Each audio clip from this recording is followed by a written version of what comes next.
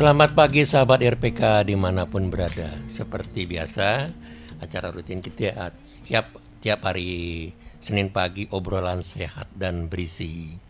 Acara ini terselenggara atas jasama RPK 96.3 FM dengan Persatuan Wartawan Nasrani. Topik kita pagi ini adalah ruang bagi pemilih pemula. Kita menghadirkan Bapak Dr. Andes Yakobus Jeki Uli M.Hum. Beliau anggota Komisi 3 DPR, sedang dalam perjalanan sedekat lagi bersama rekan kita yang tidak asing lagi, Opa Japi. Beliau adalah penulis, beliau juga Ketua Umum IHI. Kita sapa dulu Opa. Selamat pagi Opa. Selamat pagi para sahabat RPK. Iya. Jadi kita ambil topik ruang bagi pemilih pemula. Jadi mungkin kalau zaman saya dulu itu Opa ya mungkin dikenal gitu, pemilih pemula itu udah golput aja gitu ya. Kayak sekarang kan enggak ini. Pemilih sekarang ini udah diarahkan ke berbagai ya macam-macam lah gitu, udah bebas kan. Ada yang partai memang merekrut generasi muda. Cuman seperti apa gitu menurut Opa, fenomenanya seperti apa generasi muda saat ini? Silakan. Saya ikut pemilu tuh pertama kali, mulai tahu pemilu itu tahun 71. Oh, di satu ya, oh lagi seru itu ya. Iya. Kemudian mulai sebagai pemilih pertama itu tahun 77. Oh iya ya, 77 ya. Ya, jujur pada saat itu belum ada WA, grup, internet, apa segala macam itu kan udah ada itu apalagi di daerah saya di Kupang sana. Iya iya iya. Yang modal untuk para pemilih itu hanya spanduk, poster dan semuanya. Itu saja. Iya iya iya. Dan orang kampanye naik trek bolak-balik Iya, iya. keliling kota. Hmm. Nah, tapi tidak pernah ada informasi untuk para pemilih pemula. Hmm. Ini loh. Apalagi waktu itu kan pilih parpol. Iya, parpol ya. Ya, Hmm. tahun 77 itu. Partainya masih banyak gak itu? Ya, itu sudah jadi 3. Oh, 3 ya, jurus 3 jurus ya. 71 itu masih 10. Oh, 10 ya satu. Ya. Nah, 77 itu tiba-tiba Republik ini masuk di dalam dikotomi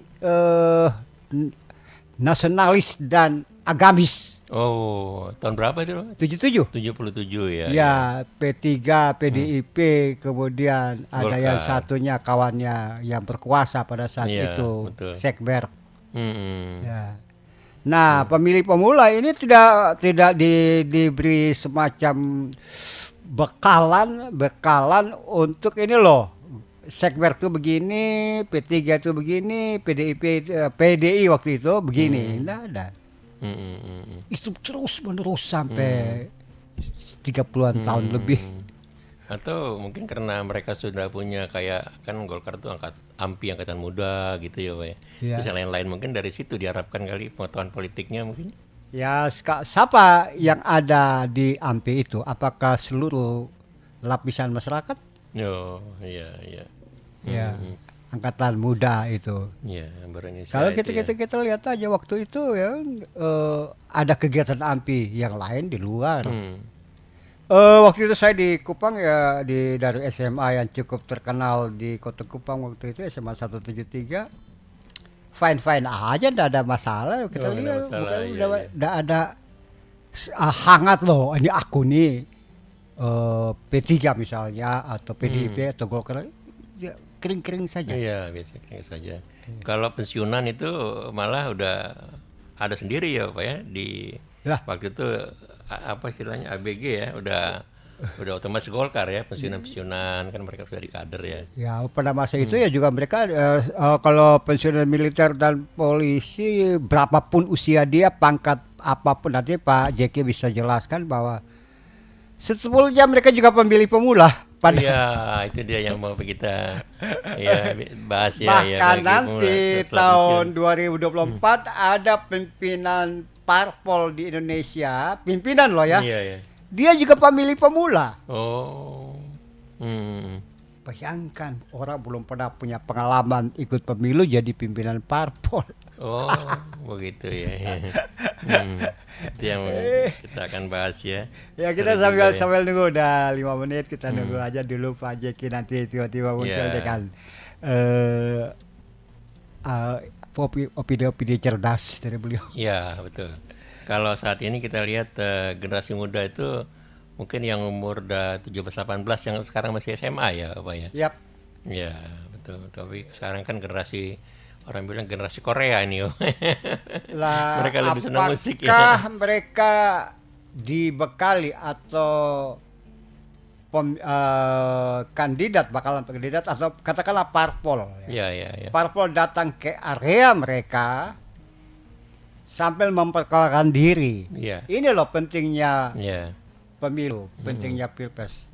Atau mereka hanya disodorkan dengan flyer-flyer, dengan bombastis, dengan kata-kata yang indah, janji muluk-muluk. Ini loh. Lalu mereka hanya bakal itu kertas flyer kecil atau kartu nama untuk milih itu. Iya. Itu yang sudah dilakukan bertahun-tahun sebenarnya, Pak ya. Era sekarang adalah era orang muda yang punya keterampilan IT sangat bagus melalui handphone Iya. dan laptop dan komputer. Dia mampu dengan cepat menemukan jejak digital seseorang. Iya. Jadi lebih. Nah, kalau kandidat datang dengan nama besar, bergelar panjang dengan segala macam narasi kelebihan di Iya. dalam flyer dia atau kata nama dia, sodor ke pemilih pemula, Iya. apa yang terjadi? Dia akan telusuri. Si Polan ini bla bla bla. Ternyata ketika dia cari di internet, dia cari jejak digital nol. Oh. Umpamanya. Iya. Kita tidak bisa bohong sekarang. Hmm. Orang tidak bisa bersembunyi di dunia maya. Dia bisa bersembunyi di dunia nyata. Tapi ketika saya bersembunyi di dunia maya dan begitu saya online, dunia harus tahu, oh manusia itu ada di pelosok sana. Oh, iya. Jadi belum tahu juga mereka, katakanlah gelarnya panjang, mungkin punya predikat bagus di dalam pekerjaannya, tapi tidak dikenal dunia maya, kata Bapak tadi ya. Iya. Bisa juga dia gagal ya, ataupun di perguruan tinggi cukup lama dia gitu. Pergerakan macam-macam ya. Ya, Karena di dunia mayanya ataupun track recordnya hanya di kampus saja ya. ya Belum katakanlah tentu gini. ya. Saya punya teman tiba-tiba dia gunakan profesor. Kan bagus toh ya. Ya. Saya akal-akalan nih cari nih profesor bla bla bla. Ternyata profesornya dari satu tempat yang tidak berkualitas. Oh. Kemudian di perguruan tinggi di luar negeri yang juga tidak diakui di Indonesia. Wah, iya. Itu yang pertama. Lalu kembali ke kampus dia. Di kampus dia saya tanya apakah ada prodi yang kategori A yang bisa mengusulkan guru besar. Dah ada. Ya sudah. Ya kok diam aja deh. Oh ya begitu ya udah. Jadi tadi yang Ini kandidat loh ya, dipaksakan ya untuk gelar ya paling tinggi ya di dunia pendidikan profesor, tapi kualitasnya nggak ada, itu yang maksudnya Bapak Japit tadi. Tapi kita akan bahas lagi setelah yang satu ini. Kita dengarkan dulu satu ini. Silakan Sarah.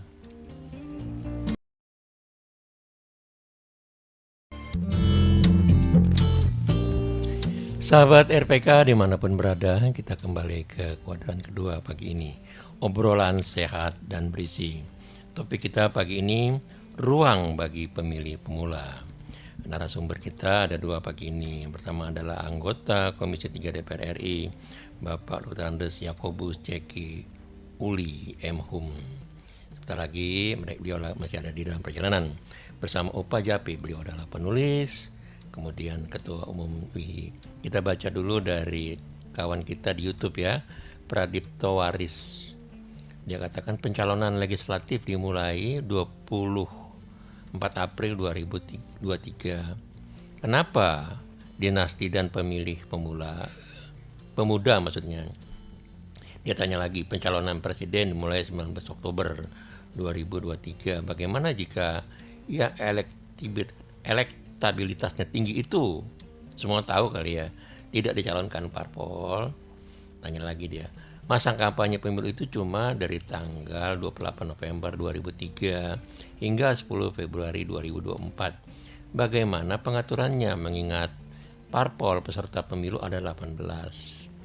Pemungutan suara dan penghitungan suara cuma dari 15 Februari 2024. Apa cukup waktu buat petugas TPS? Silakan ditanggapi, Pak. Ya. Ada saya menjawab pertanyaan Pradipto Waris ini yang bukan domain saya tidak jawab. Ya. Yang pertama tentang mengapa dinasti dan pemilih pemula. Ya, parpol yang punya wewenang untuk itu. Apakah dia memilih di antara orang-orang dekat di parpolnya sebagai kandidat, itu parpol punya urusan. Atau dia memilih pemula yang belum pernah ikut pemilu satu kali pun langsung dikandidatkan sebagai anggota parlemen. Nah, ini parpol punya pertimbangan dan alasan-alasan tertentu. Tentang pencalonan presiden yang punya penerimaan publik, penerimaan publik, pemilihan publik yang tinggi tidak dicalonkan. Sekali lagi, parpol yang punya pertimbangan dengan lebih dan kurangnya. Ya, kalau dia publik menerima tinggi, kemudian parpol tidak memilih, berarti dia parpol menyakiti hati publik. Nah, kalau parpol sudah menyakiti hati publik, ya penghukuman publik akan muncul. Ya, itu terserah parpol mau dihukum publik atau tidak. Tentang bagaimana pengaturan mengingat masa kampanye. Nah, ini yang penting. Masa kampanye singkat. Orang berpikir bahwa tidak cukup bagi kandidat untuk memperkenalkan diri kepada publik. Bukan masalahnya di situ. Kalau kandidat muncul dari area publik, maka kampanye 1 hari pun tidak masalah. Karena kandidat ini sudah terbiasa mengedukasi publik, sudah interaksi, advokasi publik, sudah berjuang bersama publik, dan pada masanya dia dipilih oleh publik untuk menjadi penyalur aspirasi dia ke negara. Tapi kalau kandidat ini diturunkan, katakanlah mula atau dinasti atau dropping dari surga, dari langit ke area ini, maka dia akan kesulitan memperkenalkan diri kepada publik. Nah, ini dia yang terjadi, yang mana akhirnya karena saya mau ke situ, katakanlah, maka saya bagi-bagi hadiah, bagi-bagi segala macam supaya orang lihat saya. Nah, ini apa yang terjadi? Politik apaan itu? Kemudian tentang perhitungan suara, tentu saja mekanismenya ada, jadi bisa cuma menghitung di TPS. TPS itu kan rata-rata 300 sampai 500 suara, walaupun jajaran. Ya, saya pikir itu pertanyaan yang bagus dari Pradipto Waris, dan saya menjawab sesuai dengan yang ada aja, tidak yang menjawab yang lain-lain. Yang penting ini yang kedua tadi, apakah cukup waktu bagi kandidat kampanye? Kampanye itu kan hanya momen 1 hari ke sehari. Lihat orang kongres organisasi besar, orang kampanye hanya beberapa jam, terpilih. Mengapa terpilih? Karena sebelumnya sudah menunjukkan kualitas kepemimpinan, kriterianya, apa segala macam. Sama kalau Anda mau jadi kandidat anggota parlemen atau nantinya mau jadi parpol tertentu, coba koreksi diri dulu. Selama ini saya di area publik itu jadi apa atau bagaimana? Ada interaksi tidak? Apakah pernah bertindak berpihak pada rakyat, ada melakukan tindakan advokasi publik atau tidak? Apakah kita selalu mengeluarkan orasi narasi edukasi kepada publik, kepada bangsa dan negara atau tidak? Atau kita hanya bergaul dengan asik dengan diri sendiri, mapan dengan diri sendiri, kurang gaul. Tiba-tiba begitu, saya sering kali katakan, kalau orang tiba-tiba kirim WA selamat pagi, selamat sore, apa kabar, hanya 2 kemungkinan. Orang tiba-tiba baik, dia mau 1 kemungkinan, dia mau jadi kandidat. Itu ya, tiba-tiba ya. Tiba-tiba. Selama ini kan kita selamat pagi enggak balas, enggak baca juga. Tiba-tiba pagi-pagi udah baca. Selamat pagi Opa, apa kabar? Ya. Selama ini kan kita kirim apapun enggak balas. Nah, Hanya satu kemungkinan. Betul. Siang dikit dia sudah kirim dukung saya nanti ya. Terus, untuk ini. Terus saya jawab apa? Pentingnya apa buat dukung Anda? Iya. Baru kenal berapa jam ya? Iya, karena selama Ya, ini kan kadang-kadang dia ya. tidak ada interaksi, Ya, tiba-tiba memang jadi ya. baik. Iya. Biasanya yang gitu kalau udah terpilih ada itu Pak. Ya. Langsung nomor handphonenya hilang itu. Biasanya gitu. Udah nggak kenal lagi sama nggak kita kenal itu. Ini caleg-caleg yang model begini Iya, emang disuruh waduh, Iya, bertobat dulu di ya. WA saya kan masih ada, saya jawab gini. Anda mengirim itu pada saya, pentingnya apa buat saya? Hmm. Ya, ini beberapa banyak nomor ya buat saya. Ya, buat aja tolong sebarkan. Terus saya jawab lagi, pentingnya apa buat saya buat Iya, sebarkan itu? betul ya. Karena tiba-tiba Iya betul. saya kirim artikel, tidak ada apa conteng Jawaban. biru, tidak ada keterangannya apa-apa. Tolong sebarkan itu. Iya, makanya sekarang hati-hati nih kawan-kawan semua, sahabat LPK, hati-hati dengan orang-orang baik baru. Baik baru. Ada tujuan tertentu ya. Gua selamat pagi aja yang menunjukkan bahwa saya selamat pagi Pak Tony, itu tanda saya masih hidup. Iya. Itu kan selamat pagi betul, aja. Ya, betul. Ini tiba-tiba kasih flyer kandidat lama parpol ini segala macam. Ini orang itu berpikir apa ya? Tiba-tiba Kembali ke jadi pemilih menarik. pemula. Nah, pemilih pemula bagaimana ini? Iya. Mereka juga dapat yang seperti itu. Iya, kasihan juga kadang-kadang upaya ya. Mereka dikasih macam-macam ini Iya. ya. Tujuannya apa kan kadang-kadang kan bingung ya buat dia juga kepentingannya apa itu. Kepentingan apa? Iya. Ya, Bisa nggak kira-kira kita gali itu anak-anak ini cuma dicekokin itu celahnya. dicocokin. Ya, nah sekarang apakah kita membiarkan pemilih pemula ini berada di dalam ruang hampa Iya. atau bukan melakukan sesuatu? Iya, betul ya. Ya, kalau saya sampaikan sini untung dia parpol dong. Oh, itu ada opini bagus nih. Ayo kita lakukan. Kalau dia tanya mamanya, "Ma, aku pilih mana nih?" gitu. Saya mamanya itu salah nggak itu? Ya pasti Baik. kalau milih mamanya boleh. Tapi Iya. maksudnya kalau kita Tanya gitu. sampaikan, parpol pun harus punya solusi untuk menggait pemilih pemula ini. Iya. Apa kandidat-kandidat yang bagus-bagus itu Ya, itu dia ya harus disebarluaskan ya. sebenarnya luas. Betul. Kalau saya punya ada semacam kurikulum untuk Iya. pemilih pemula. Mm-mm. Tapi saya tidak mungkin loh membuka buat semua.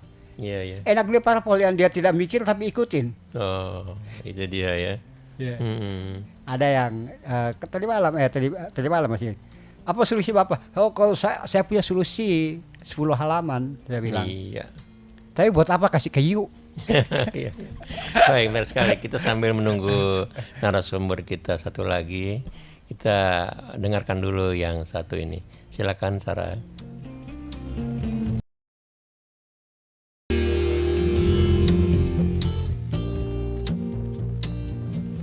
Sahabat RPK dimanapun berada, selamat pagi. Kami ucapkan kita kembali ke obrolan sehat dan berisi pagi hari ini. Program ini terkenggala atas jasama RPK 96.3 FM dengan Persatuan Wartawan Nasrani Indonesia. Topik yang kita ambil pagi ini adalah ruang hampa bagi pemilih pemula. Dua narasumber kita sudah hadir. Beliau adalah anggota DPR Komisi 3, Dr. Andes Yakobus Jeki Uli M. Hum dari Partai Nasdem. Kita sapa dulu. Selamat pagi Pak Jeki. Pagi Pak Jeki. Selamat pagi. Iya. Ketua Pak Tony dan Pak Yapi yang saya hormati. Ya. Kita mau tanya-tanya dulu. Kita lagi membahas masalah ruang pemilih, ruang awal gitu maksudnya, ruang apa bagi pemilih pemula. Tadi kita sudah untuk anak-anak yang baru lulus SMA gitu salah satunya, tapi ini kita ingin gali lagi bagaimana anggota Polri gitu, TNI yang baru pensiun mereka memilih sudah punya seperti apa gitu pertama kali. Mungkin Pak Jenderal ini mungkin ada gambaran, silakan. Terima kasih Bung. Jadi sebenarnya pemilih pemula ini banyak Iya. dialami oleh para pensiunan, Iya. baik TNI, Polri maupun aparat sipil negara. Iya. Karena mereka diikat oleh peraturan bahwa kita bersifat netral, dalam pemilihan umum. Jadi kita sebagai wasit ataupun membantu penyelenggaraan, tetapi kita tidak bermain di dalam sebagai pemilih. Nah, ini yang menjadi persoalan pada saat dia tamat sekolah dan kemudian dia mesti mengikuti pemilihan umum itu, pada saat itu juga dia sudah mendaftar. Atau pada saat dia mendaftar pemilihan umum tidak ada. Jadi artinya dia memang tidak pernah ikut sama sekali pemilihan umum. Ini menjadi persoalan juga. Karena apa? Pengalaman mereka untuk mengikuti pemilihan umum nihil. Mengikuti ya, saya tidak mengatakan proses pemilihan umum mereka turut pemilihan. Jadi mereka tidak mempunyai pengalaman untuk itu. Pak. Ini menjadi masalah. Betul. Adalah mereka untuk menentukan mereka mau kemana. Ini juga sebenarnya meraba-raba juga karena mereka hanya melihat dari jauh. Kira-kira begini. Kita jawab dulu dari Pak Hendrawan. Pak Hendrawan, selamat pagi Pak Hendrawan. Selamat pagi Pak. Iya, silakan Pak. Ini ada narasumber yang hadir Pak. Tamu kehormatan kita Pak anggota DPR. Silakan Pak. Oh iya, selamat pagi Pak. Iya. Jadi gini Pak, memang pemilih pemula yang saya lihat di tayangan media sosial atau media televisi dan media cetak itu merupakan mayoritas besar Pak ya. Nanti 2024 menjadi pemilih. Ya itu merupakan salah satu potensi yang cukup baik untuk bisa dijaring oleh para pemimpin, baik di calon legislatif maupun pemimpin negara kita, RI 1 kita. Cuma memang perlu diberikan edukasi Pak, karena mereka kan cuma tahunya, mohon maaf nih, hanya gadget aja jadi patokan dasar pilar mereka gitu. Jadi tidak tahu pemimpin yang punya integritas yang baik, yang bisa menyejahterakan rakyat, memberikan ruang kelonggaran buat rakyat supaya bisa bergerak lebih banyak, terutama di bidang ekonomi. Jadi itu perlu, saya kira edukasi itu perlu gitu. Jadi bukan asal pilih, oh dia sering main gadget atau ini, oh ini perlu. Jadi takutnya keliru ya, karena ini perlu pemimpin yang punya dedikasi membangun bangsa dan negara Pak ke depannya. Supaya Indonesia Emas 2045 yang diharapkan, kalau kita masih diberikan kesempatan melihat Pak, itu bisa tercapai cita-cita Indonesia merdeka selama 100 tahun itu. Saya kira itu aja Pak, integritas juga penting. Terima kasih, selamat pagi. Selamat pagi, terima kasih Pak Hendrawan. Pak Jeki aja dulu. Pak Jeki. Terima kasih Pak Hendrawan. Jadi saya sudah ikuti. Memang benar, pemilih pemula ini kadang-kadang menjadi rebutan oleh para partai maupun oleh para pemimpin yang mempunyai kemampuan untuk kemudian hari menuju RI 1. Ini memang rawan. Memang pendidikan khusus itu hanya satu kalau menurut saya, melalui partai. Mereka akan didik calon-calon pemilih ini, tetapi seberapa jauh partai sudah mulai turun ke bawah untuk menjaring para pemilih pemula ini. Karena penting sekali, seperti yang diharapkan bahwa pemilih ini akan menjadi orang yang mengerti siapa yang dipilih, kapasitasnya, integritasnya dan sebagainya, itu mesti melalui penjelasan-penjelasan. Kalau mereka hanya sekedar tamatan SMA dan bermain gadget, itu bagaimana aliran? Jadi misalnya kalau gadgetnya ini salah seorang yang dianggap dituakan di situ begitu, mereka mengikuti begitu. Sebenarnya itu yang tidak diharapkan dalam kita menjaring pemilih pemula ini. Itu memang perlu ada penjelasan. Kalau saja kita lihat sekarang di luar partai ada misalnya mereka juga menyiapkan kader-kader untuk itu, tentu mereka juga mesti berpikir bahwa mereka mengadakan itu apa manfaatnya. Kalau dia berjualan tapi dia tidak punya partai, dia berjualannya diserahkan pada anak-anak muda. Ya anak muda juga memilih, tentu akhirnya lambat laun akan ikut aliran juga. Kalau alirannya kuat dia ikut, tidak aliran tidak menguntungkan dia tidak ikut. Nah, ini juga rawan. Jadi sebenarnya kecerdasan daripada kita dalam menjaring pemilih ini tergantung pada siapa yang bermain pada saat itu, bisa menjelaskan secara jelas pada masyarakat, dan kemudian kita bisa masuk pada organisasi massa yang mempunyai afiliasi untuk menciptakan kader pemilih pemula yang akan datang. Kira-kira begitu. Satu saya tambahkan Pak Jeki, apakah itu pemilih pemula dari kalangan pensiunan TNI Polri ini pernah mau atau menjelang pemilu Pilpres mereka dikumpulkan dan dibekali, ini loh parpol apa kandidat ini begini, parpol ini gini, silakan memilih dengan bebas, atau kita sudah diarahkan, para pensiunan sudah diarahkan untuk di satu arah, satu pintu, satu sosok. Gimana Pak? Terima kasih. Saya cerita pengalaman saya sendiri. Jadi pada saat saya mulai ikuti pemilu yang diadakan pada saat pertama 2016 kalau tidak salah. Sebab saya di bawah 2010 saya belum bisa ikut. Itu memang saya ikuti seperti saya pribadi. Saya tidak ingin ini merupakan gambaran semua juga seperti itu. Saya ikut dalam kegiatan waktu itu Ormas Partai Nasdem. Saya Ormas dulu. Dari Ormas itu kemudian partai ini berubah menjadi partai, kemudian saya ikut. Pada saat di Ormas dan di partai itu saya sudah mulai belajar untuk mendapatkan informasi kita. Seperti saya kenapa tertarik pada Nasdem? Saya ini bukan kampanye ya. Saya tertarik pada Nasdem waktu itu adalah dengan restorasinya waktu itu. Pada saat saya sudah pensiun. Kira-kira seperti itulah. Jadi ada semacam kemauan muncul jadi anggota parlemen, tapi kemauan itu diisi dengan mencari dan menemukan pemahaman yang jelas, jadi bakal sendiri. Ya. Tapi kebanyakan Pak Hendrawan, kebanyakan yang terjadi di Republik ini, parpol tidak mempunyai ruang khusus, kelas khusus untuk pemilih pemula di area publik. Ya, kita jawab lagi pertanyaan dari YouTube ya, dari Pradipto Waris. Jumlah pemilih itu 300 orang per TPS. Se-Indonesia ada 170.000 TPS, dikali 1 juta, maka dibutuhkan uang banyak, gitu dia bilang. Kemudian ditanya lagi, karena masa kampanye singkat, maka calegnya dinasti dan seleb. Waduh, dia bilang ini yang banyak uang nih, seleb maksudnya dia. Kemudian Bapak Inspektur Jenderal Purnawan Yakobus Ceki Uli M. Hum, anggota DPR dari Komisi 3, pergantian antar waktu PAW dari fraksi Partai Nasdem dapat 3 NTT. Kenapa Nasdem calonkan Pak Anies sebagai capres?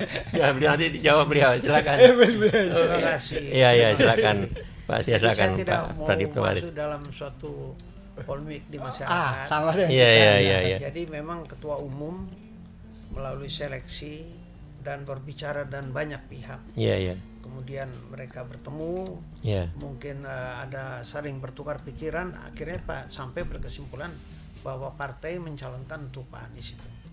Jadi menurut saya langkah itu juga tidak sembrono. Itu melalui pemikiran yang panjang. Mungkin banyak penilaian masyarakat tidak seperti itu yang diketahuinya tentang Pak Anies. Itu tentu saja ketua umum partai. Saya tidak membela partai ini ya, bukan bicara soal partai di sini sebenarnya. Ya, artinya itu bukan orang sembarangan juga ketua partai saya. Tentu punya pengalaman juga, pemasukan pikiran-pikiran dari manapun untuk menentukan pada saat ini akhirnya mesti Pak Anies. Oke, Pak Tulus. Oh, dari Medan nih, jauh-jauh nih telepon nih. Halo, selamat pagi Pak Tulus. Selamat pagi Pak Tulus. Silakan. Nah, begini. Kalau masalah masa kampanye para caleg itu maksudnya masa kampanye presiden dan wakil presidennya di pendek, dipersingkat, itu nggak apa-apa aja. Soalnya kan toh pun kan orang-orang yang telah masuk kandidat itu kan udah dikenal di masyarakat. Seleksi ya, betul. Nah, cuman yang menjadi masalahnya sekarang, bagaimana kalau memang masyarakat itu mengusulkan masa kampanye itu para calegnya yang diperpanjang. Alasannya begini, kan partai ini kan banyak partai baru. Jadi masih banyak partai yang masih belum dikenal oleh di tengah-tengah masyarakat. Jadi bagaimana programnya, bagaimana visi misinya. Jadi lewat nanti kampanye para caleg ini, kalau diperpanjang masa kampanyenya, otomatis partai ini lebih dikenal di tengah-tengah masyarakat. Itu pertama. Dan kedua, khususnya media termasuk RPK ya, kalau boleh kita anjurkan ya. Ini kan masa-masa ini kan sebenarnya masa-masa yang paling tepat sebenarnya kalau memang semua partai itu dicari tahu visi misinya, termasuk RPK di sini. Jadi jangan hanya partai-partai lama, itu kan yang lebih bagus itu pun malahan partai-partai barunya. Jadi biar semua masyarakat mengenal visi misi program kerja daripada partai tersebut. Iya, nanti. Nah, Ya. itu yang perlu kita anjurkan. Oke, Pak. Terima kasih nih Pak Tulus. Terima kasih ya Pak ya dari Medan jauh-jauh. Ya, tapi nanti kita jawab setelah kita dengarkan dulu yang satu ini. Silakan Sarah.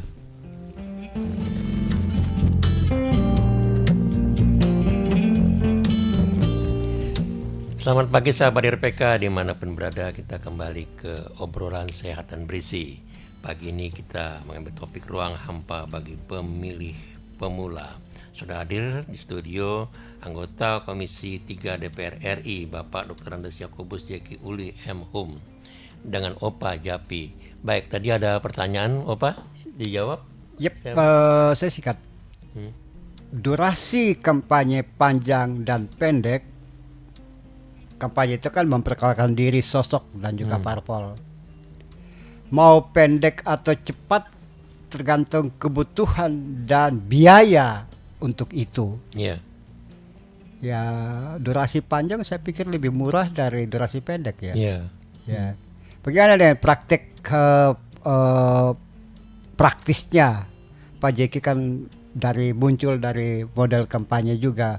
Ya. Walaupun asal NTT, tapi belum berarti orang dari semua NTT tahu ya Pak Jeki harus turun ke area. Nah ini yang pengalaman ini Pak Jeki gimana? Begini, saya beri masukan tadi yang dari Medan itu bagus Iya. pertanyaan. Ya, Saya ini juga menjelaskan bahwa untuk anggota DPR itu ada 3 fungsinya. Di antaranya pertama dia adalah wakil rakyat. Kemudian dia juga adalah menjalankan amanat rakyat soal APBN, anggaran. Yap. Dan terakhir itu menjadi mengawasi jalannya apa yang dilakukan oleh pemerintah. Saya masuk saja di anggaran itu. Anggaran itu tentu kita bisa tahu dari sekarang bahwa pemusatan anggaran itu sudah ditujukan untuk pemilu, kira-kira anggarannya sekian, kira-kira sekian. Dari situlah nanti kemudian ditentukan durasi daripada kampanye itu. Iya. Jadi tidak bisa kita lari dari situ. Kalau lari dari situ, mungkin ada perpu atau apa yang mengatakan berubah waktu itu. Sebab itu semua itu ada seperti dikatakan oleh Om Yapi tadi, bahwa itu semua ditekankan terutama pada masalah anggaran. Ini bukan anggaran kecil. 270 juta rakyat, sekian ribu pulau, pelaksanaannya bukan persoalan kecil itu di sini. Kira-kira dari apa pengalaman saya di Dewan itu memang akhirnya ditetapkan bahwa pemilu itu diadakan atau kampanye diadakan dalam rentan waktu seperti Iya. itu. Kira-kira itu begitu pendapat saya. Ya, Bapak. Silakan. ya jadi tidak mudah untuk menggeser timeline yang sudah disusun setahun atau kira-kira 2 tahun yang lalu ya. Jadi kalau pemilu 5 tahun sekali itu sebetulnya prosesnya sudah pada tahun kedua sebelum pemilu semua sudah diurus. Nah bergeser kan tidak mungkin sih Iya. dengan pembiayaan perhitungan yang jelimet itu. Jadi kalau menurut tadi dari Pak Tulus tadi, gimana waktunya pendek, ada partai-partai baru yang cukup banyak ya? Oh iya, ini Iya, lupa saya. betul. Nah, tapi ini ada Pak Bobi nih. Pak Robi ya. Pak Bobi dari Bintaro. Iya, kita sapa dulu. Selamat pagi Pak Bobi. Iya. Salam Pak Jaki, salam Pak Jeki, Shalom. Ya. dari DPR RI. Iya, anggota DPR RI. Ini bagus juga diangkat ini. Iya. Ya, pertama untuk para pensiunan, Iya.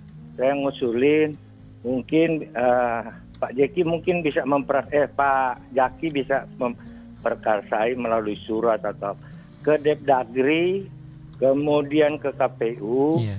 ke BP7, kemudian ke Lemhanas bagi perwira tinggi Iya. untuk diberikan pembekalan Oh. gitu. Hmm. Jadi ke parpol juga. Iya, iya. Nah itu harus jadi kualitas yang kita butuhkan sekarang, bukan jual-jual jamu atau apalah gitu. Pembekalan lagi Pak ya. Pembekalan manusia, Iya. pembekalan. Hmm. Jadi jangan itu hal-hal lain nggak terlalu penting. Yang Iya. penting kredibilitas seorang calon yang akan dipilih oleh dan kriterianya kayak apa itu kan bisa diatur. Terima kasih Tuhan berkati. Iya, terima kasih Pak Bobi. Silakan. Terima kasih Pak Bobi yang saya hormati. penjelasan Pak Bobi itu bagus sekali, apalagi kalau sampai dengan persiapan disiapkan oleh pemerintah bahwa mereka yang mau pensiun disiapkan seperti itu. Iya. Sejauh yang saya ketahui bahwa dalam prakteknya kita mesti cari jalan sendiri sebenarnya. Saya terjun ke politik juga, saya jalan sendiri. Nah, saya menetapkan sendiri ketertarikan saya masuk partai politik itu, makanya saya terjun ke situ. Nah, soal persiapan, kalau sebenarnya bagi seorang pensiunan mungkin lebih matang daripada anak-anak SMA.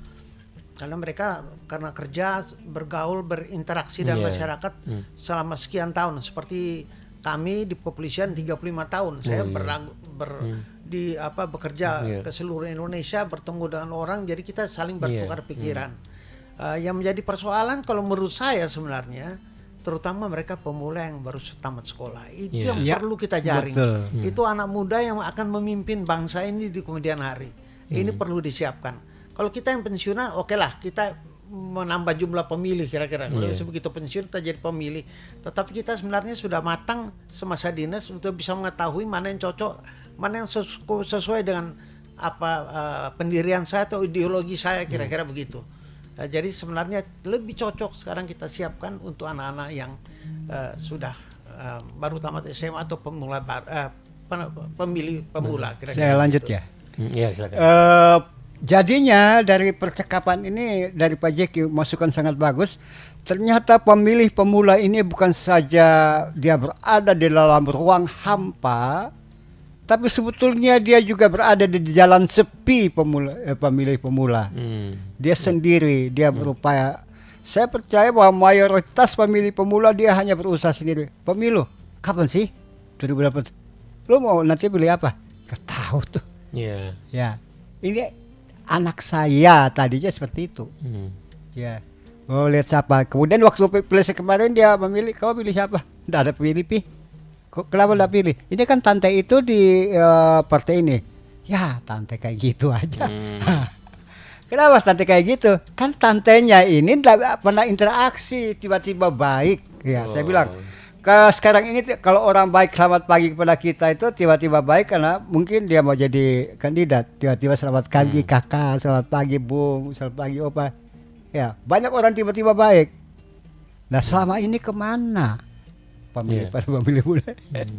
Nah, ini saya pikir bahwa pemilih harus pekerja pesan untuk Pak Jeki dan parpolnya, bikin sesuatu yang betul-betul jangan membiarkan pemilih pemula itu ada di ruang hampa. Itu yang pertama. Yang kedua, jangan membiarkan pemilih pemula itu berada di dalam jalan sepi. Ya, dia sepi sendiri di jalan sepi politik Indonesia ini. Tidak ada temannya. Akhirnya yang ditangkap adalah ormas radikal, ormas yang intoleran, dan pemilih pemula itu kumpul-kumpul di sana jadi brutal waktu kampanye lah bla bla bla semuanya. Iya. Ini ada pertanyaan nih dari YouTube ya, Pradipta Waris. Mengapa beberapa oknum anggota DPR Komisi 3 menantang Pak Mahfud MD di rapat dengar pendapat PDP RDP berkaitan dengan transaksi mencurigakan 349 triliun di Kemenko? Silakan. Terima kasih. Pertanyaannya bagus. Iya. Tetapi sebenarnya kalau kita lihat fungsi kita sebagai anggota DPR dan juga menteri yang mengeluarkan statement itu sebenarnya kita mesti saling mengisi. Iya.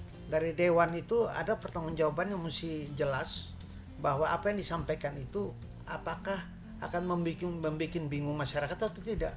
Nah, memang dalam rapat dengar pendapat dengan Ketua PPATK sudah dijelaskan bahwa ada beberapa hal seperti siapa yang berhak mengumumkan dan sebagainya.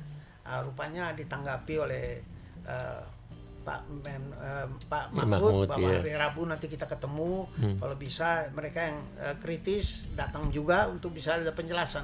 Karena saya itu baik dalam alam demokrasi ya seperti itu. Betul. Kalau kita mengkritik orang, kita juga siap untuk dikritik, apalagi anggota dewan. Nah, jadi menurut saya tidak ada masalah itu. Jadi itu sebenarnya bukan berarti itu tabu dalam kita meminta penjelasan.